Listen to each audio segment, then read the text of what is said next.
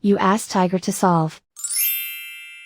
This deals with linear equations with one unknown. The final result is x equals 31/9. Let's solve it step by step. Simplify the expression. Expand the parentheses. Simplify the arithmetic. Group all constants on the right side of the equation. Add 27 to both sides. Simplify the arithmetic.